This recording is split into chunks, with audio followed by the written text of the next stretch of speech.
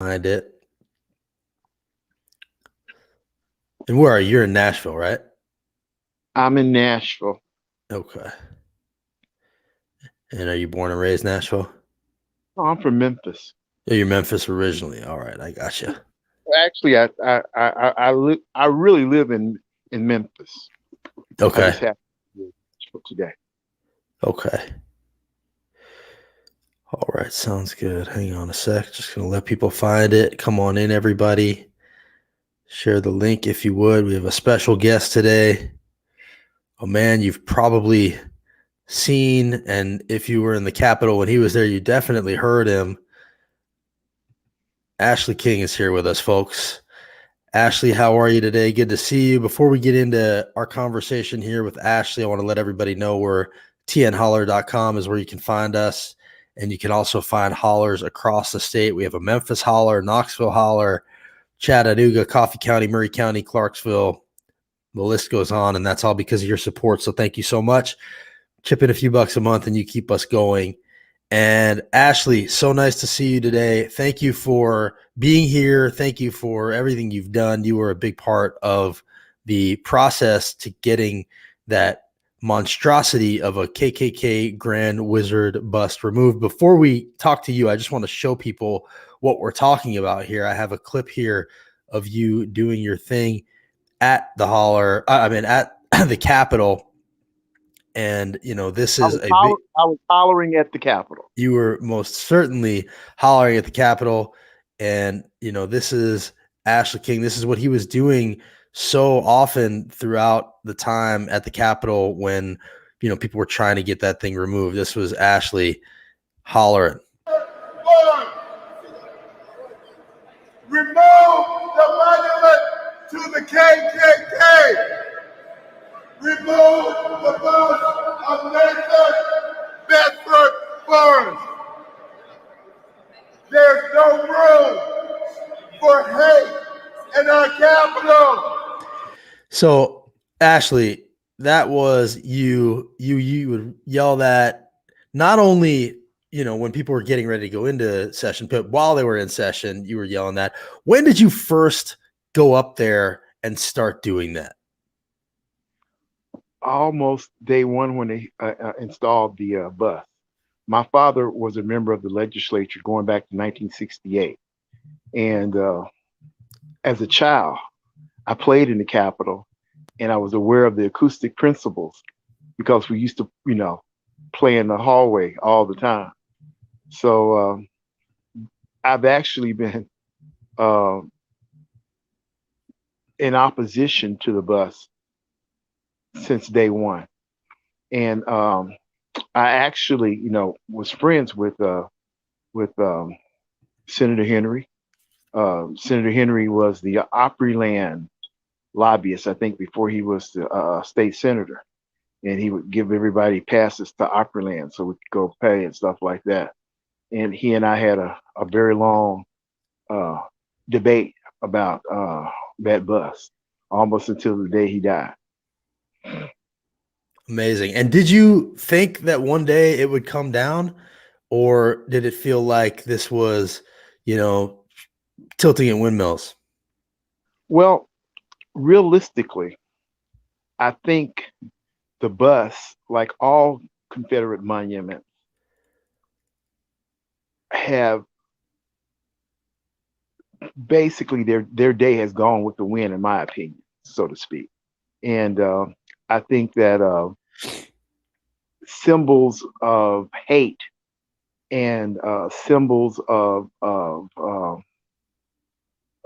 I don't know what that monument was supposed to represent, to tell you the truth, but I didn't see any good in it, and I think it became an embarrassment to the state and to the credit of leadership and both parties, uh, and just overall Tennesseans. We removed the bust of Nathan Bedford Forrest from our state capital. Now we have other work to do, but at least that's one down. That is one down. I'd love to know, the feeling that you had seeing it removed. I'm going to show some pictures here. This is Justin Jones, who was also a regular presence up there protesting And it, showing a a very fist. good friend of mine, and we worked together. Right, absolutely. And there's the before and after of the empty shelf. This is also before and after. This is the Klan having a little gathering in front of the bus back around the time that it went up in the Capitol. And then there's Nathan Bedford Forrest having come down, strapped in, watching them wheeled out. And here was a sign that somebody put up on the bus itself right after the vote happened, essentially saying, thank you to all the protesters. What did it feel like to watch the thing get wheeled out of the Capitol like that? Um, it was a sense of accomplishment, but we had a good idea about the outcome for some time now. In fact, leadership had the not Speaker Sexton, the speaker before Sexton, Speaker the guy from Franklin, what's his name? Speaker Cassida. Cassida had pulled me to the side several times and assured me that it was out.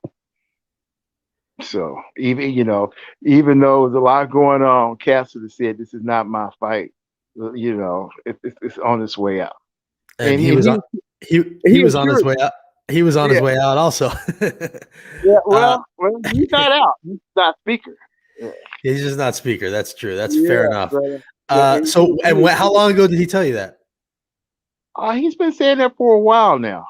Um, he said it was just not his fight, and a lot of Democrats and Republicans have said that they appreciated the uh, the ongoing peaceful protests, particularly protests that talked about the massacre at Fort Pillow, protests that talked about human trafficking, which was also an issue with Nathan Bedford Forrest in the sense of, uh,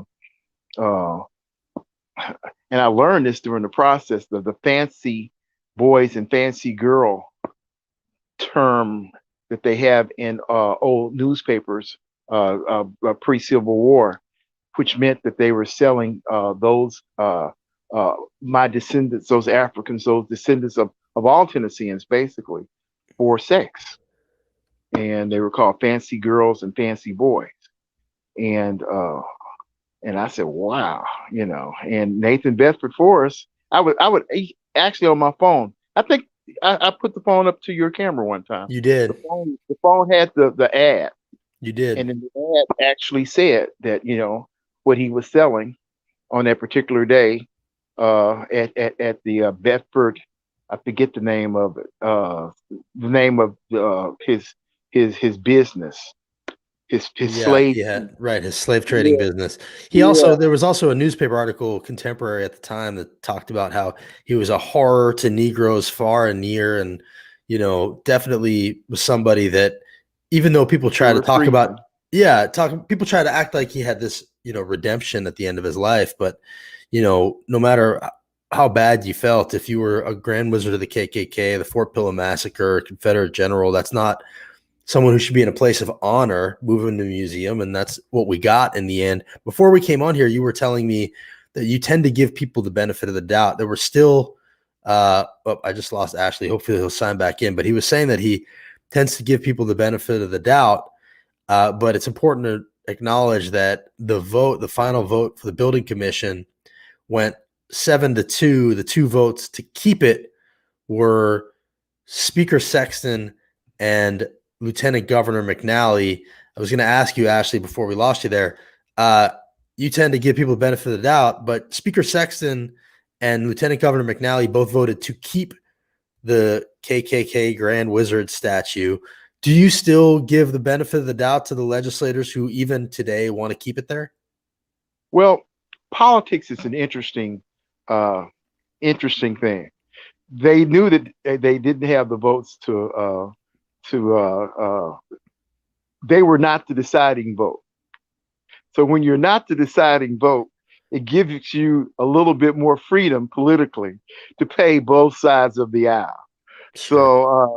So, But you're in still their on heart, record, though. You're still on record. I know, but in their heart, I would hope to believe that in their heart that they want to do what's best for everyone, like making sure that everyone gets their $300 a week unemployment, like making sure that people who are welfare recipients get that $1 billion that the state has hoarded, like making sure that people in Tennessee who don't have access to health care have access to health care, because Tennessee has one of the highest health care bankruptcy rates or debt rates in the country, simply Number because we one. don't have expansion to Medicare. So I hope that they do the right thing in their heart. And we're going to take this victory and hope that we can get some more. That's beautifully said. It sounds like you're launching a governor campaign right here. I love it. Ashley, what does it mean? Well, I'm not a crook. I'm not a crook. I will not be running for public office. I love it. I love it. No, but I think it is, you're right. And it's about, fighting for people and setting an example for our young kids. John Lewis Way is now the street that runs right in front of the Cordell Hull building. And to keep a KKK Grand Wizard bust while you've got John Lewis Way right outside, that just doesn't make a ton of sense. I should also point out that there's still on I-65 bust of Nathan Bedford Forrest on private ground, and it's slathered in paint. And I fought that ever since it was installed too. Yeah, I knew the attorney, and actually Doug Henry was there when they dedicated that as well. And it was built or his entire life. Yeah, it was designed or built by a guy who defended slavery, and and there was James Earl Ray. Yeah, and James Earl Ray, yeah, and there was a bill last year to allow bushes to be put up in front of it to obscure the view from I-65 for free. People were going to donate the bushes. It was going to go up for free, and Republicans blocked that bill. They want people to be able to see that monstrosity. So that's worth pointing out also. We've seen every now and then they give us a gift, and that's a gift. All right. And I appreciate that. Yeah. Well, we see people have been celebrating this, and, Justin, and here's London Lamar in front of it also. What are your thoughts? What does it make you feel just as a black man? Does it feel like Tennessee took a step forward, or does it just seem like we're overwhelming? We have a longer way to go. Well, I don't see this issue, ironically, in black and white.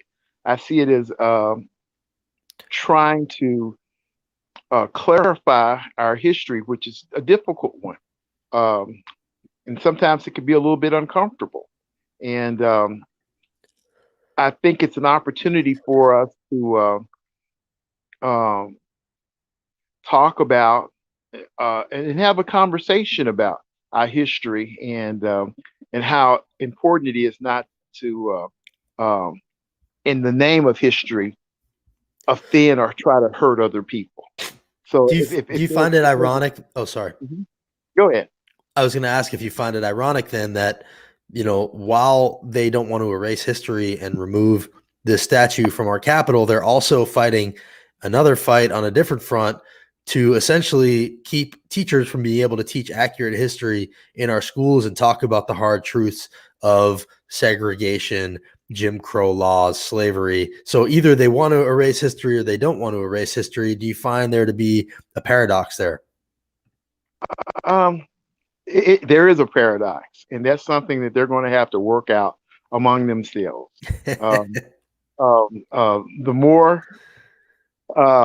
The more that we deal with it and accept it, I think it will help all Tennesseans to go forward. I support the naming of Ida B. Wells to the Legislative Plaza. Ida B. Wells was a Republican and won in a suffragette and attended. Well, I think she was born in Mississippi, but she taught in Memphis, Tennessee. And Ida B. Wells was a Republican. I didn't know that. That's good to know. All of them were Republicans.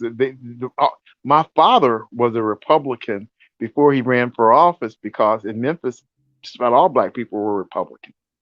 We were the party of Lincoln, and we later switched to the Democratic Party, and Right. and then of course all the Dixiecrats ran from the Democratic Party to the Republican Party.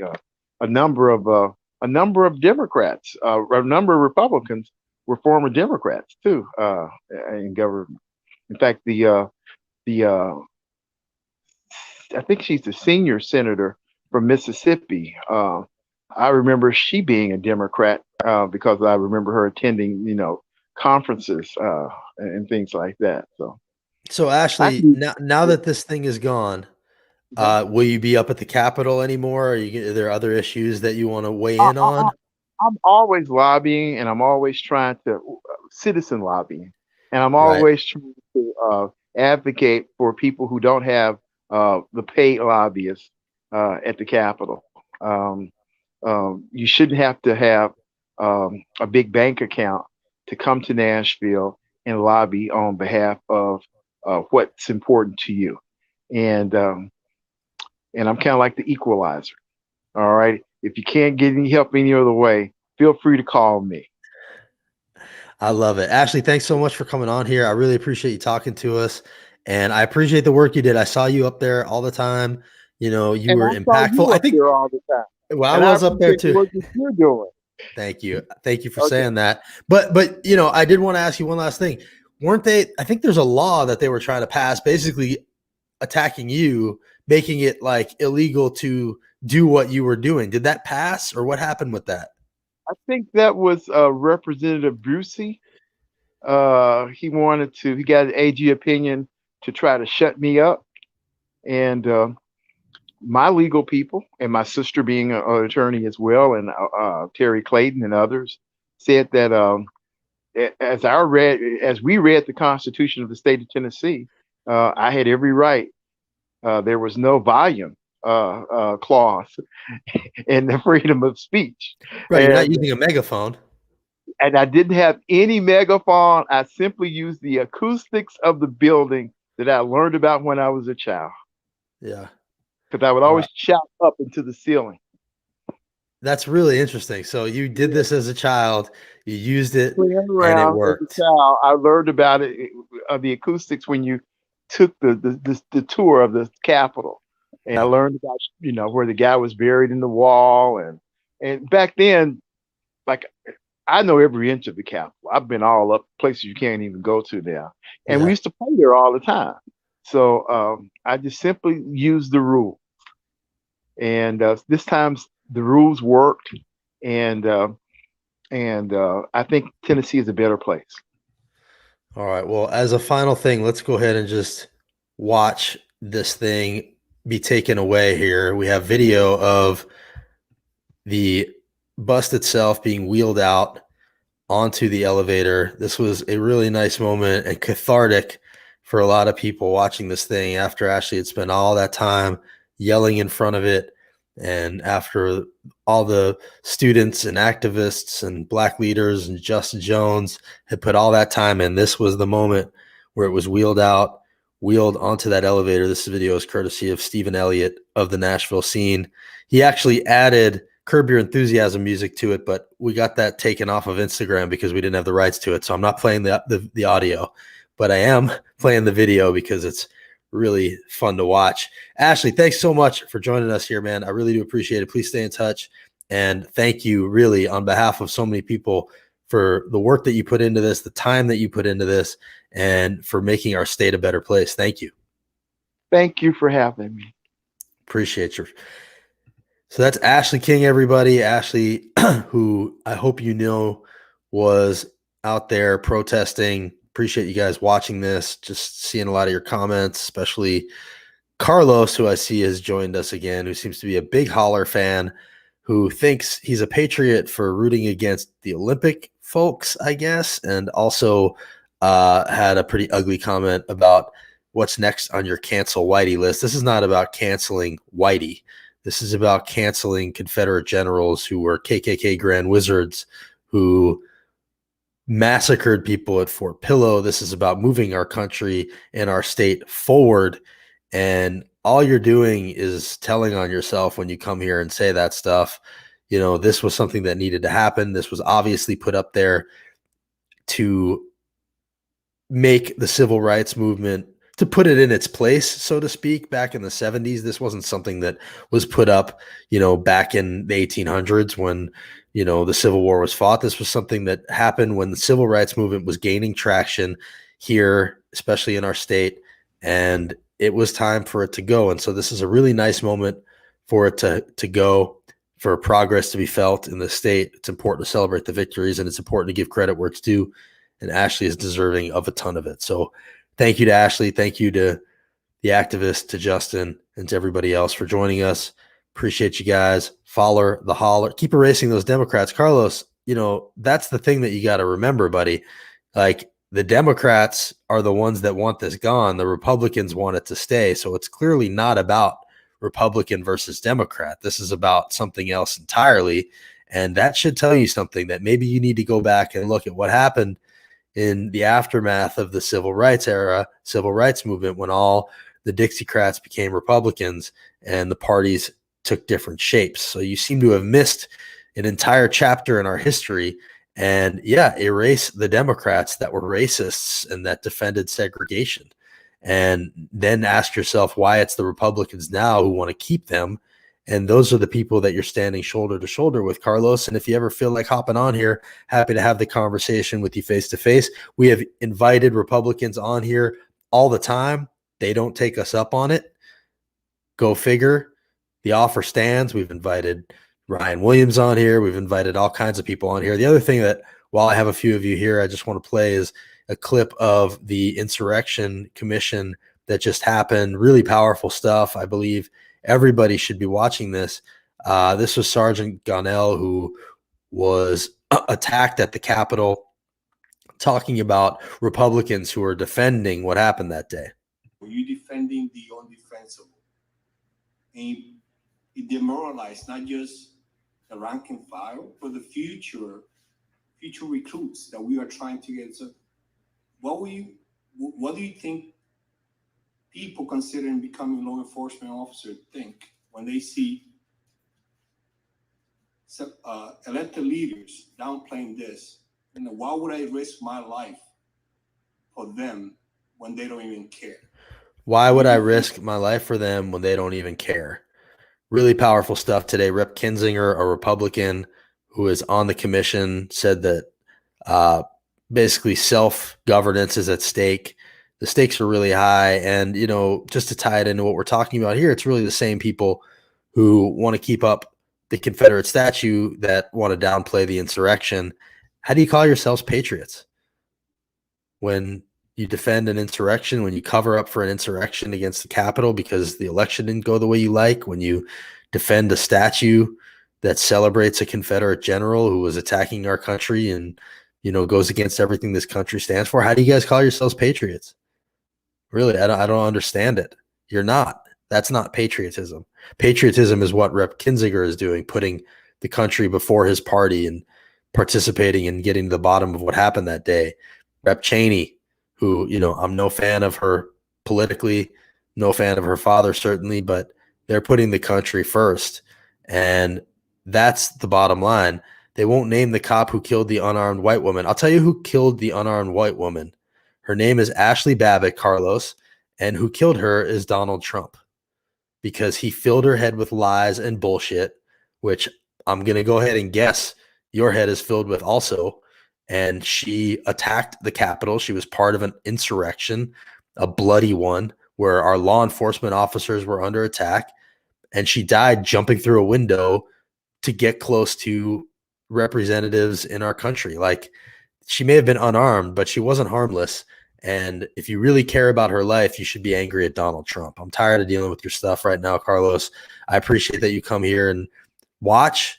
You're entitled to say what you want as long as you don't make it abusive of other people. We'll let you keep doing it. And if you ever want to come on here and have a conversation face to face, unarmed, but not harmless. Those are two different things. There were plenty of people who were harmed that day. So, she was not harmless. She was participating in a violent insurrection. That's what she was doing.